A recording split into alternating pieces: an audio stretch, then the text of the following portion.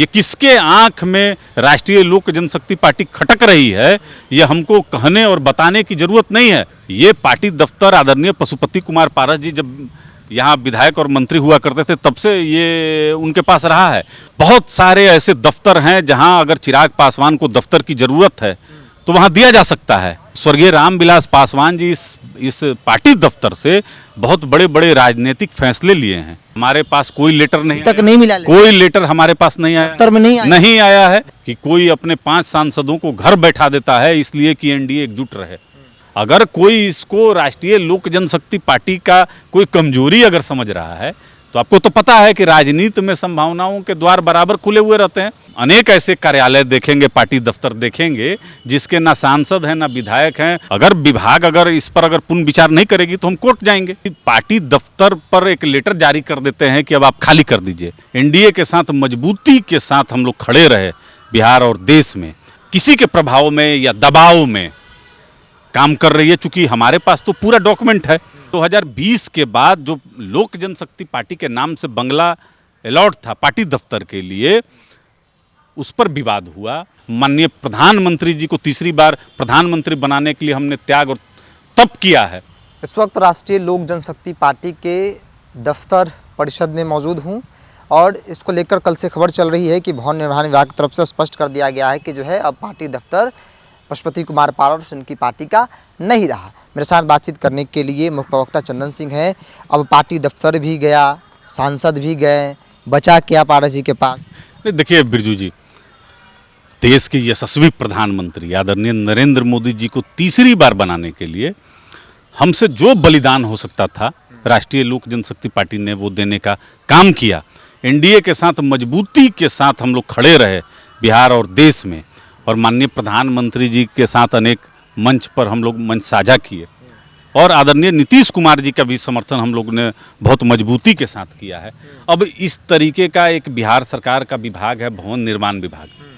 अब जो आप कहते हैं कि तुगलकी फरमान, ये तुगलकी फरमान है।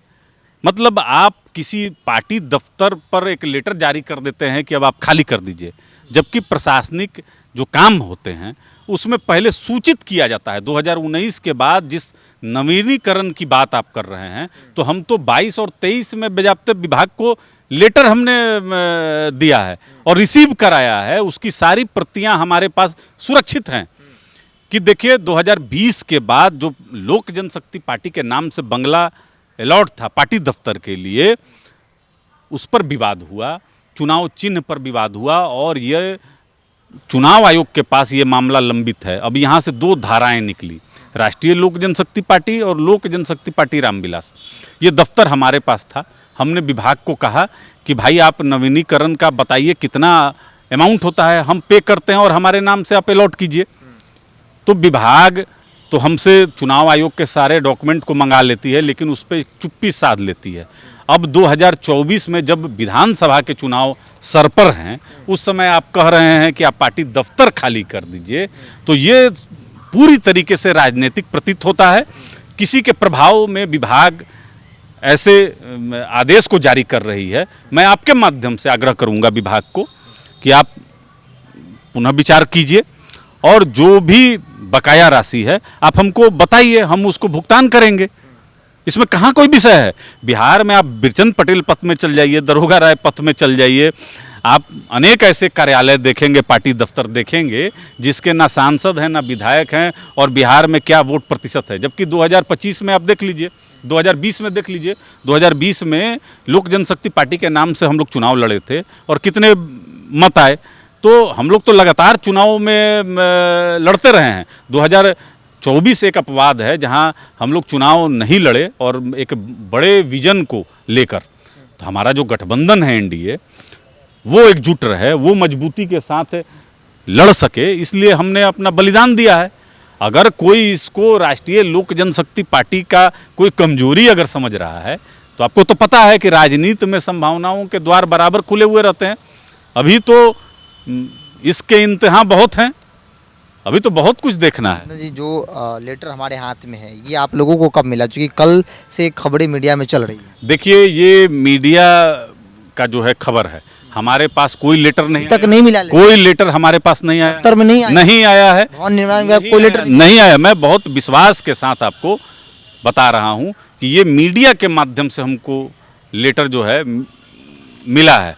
मीडिया में जो लेटर कहीं सर्कुलेट हो रहा है उससे हमको लेटर हम लोग को मिला है। लेटर पढ़ने से प्रतीत होता है कि बहुत बाइस्ड होकर विभाग ने ये किसी के प्रभाव में या दबाव में काम कर रही है। चूंकि हमारे पास तो पूरा डॉक्यूमेंट है, अभी तो न्यायालय भी है ना, कोर्ट भी है, तो हम तो अगर विभाग अगर इस पर अगर पुनः विचार नहीं करेगी तो हम कोर्ट जाएंगे।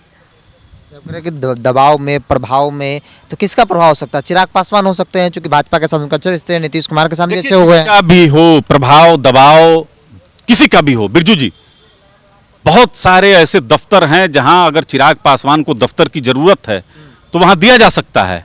यही बंगला क्यों, ये पार्टी दफ्तर आदरणीय पशुपति कुमार पारस जी जब यहाँ विधायक और मंत्री हुआ करते थे तब से ये उनके पास रहा है।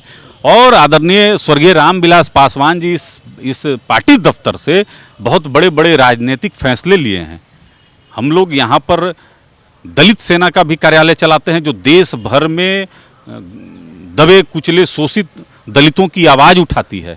ये किसके आंख में राष्ट्रीय लोक जनशक्ति पार्टी खटक रही है ये हमको कहने और बताने की जरूरत नहीं है।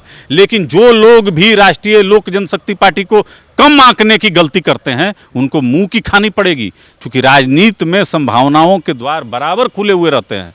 आप कह रहे हैं कि खटक रही है, अब तक चिराग पासवान की आंखों में खटक रहे थे, अब नहीं लगता कि अपनी सरकार जो बिहार में है, बिहार सरकार, भवन निर्माण विभाग, नीतीश कुमार, भारतीय जनता पार्टी, उनकी आंखों में खटकने लगे हैं आप लोग? नहीं, देखिए, आदरणीय नीतीश कुमार जी के लिए तो बहुत मजबूती से हमारे नेता आदरणीय पशुपति कुमार पारस जी 2024 के चुनाव में गए।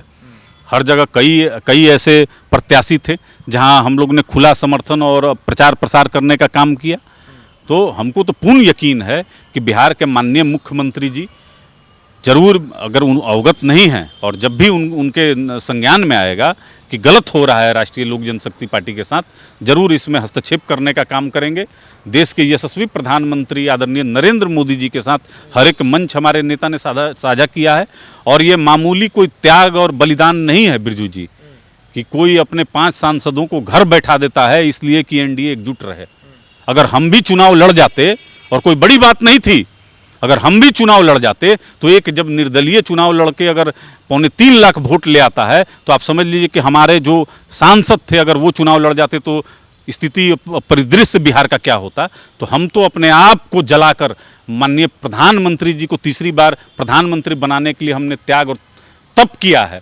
हमको पूर्ण यकीन है कि भवन निर्माण विभाग के द्वारा जो ये एक त्रुटि हुई है इसको सुधारने का काम करेगी और भविष्य में ऐसा कोई काम नहीं करेगी जिससे बिहार और देश में एनडीए बिखरे। आप लोग संपर्क किए नहीं विभाग से कि भाई ये गलतियां हो रही है, देखिए, अत्याचार हो रहा है? देखिए, विभाग का कोई लेटर हमारे पास नहीं आया है। ये व्हाट्सएप यूनिवर्सिटी से ये सर्कुलेट हो रहा है और लगातार बिहार के जो प्रिंट मीडिया और इलेक्ट्रॉनिक मीडिया है वो चलाने का काम कर रही है।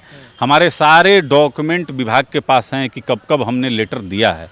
और ये बिहार और देश में राजनीति करने वाले लोग जानते हैं कि स्वर्गीय रामविलास पासवान जी 1 व्हीलर रोड से राजनीति के बहुत बड़े बड़े फैसले लेते थे, आदरणीय पशुपति कुमार पारस जी लेते थे।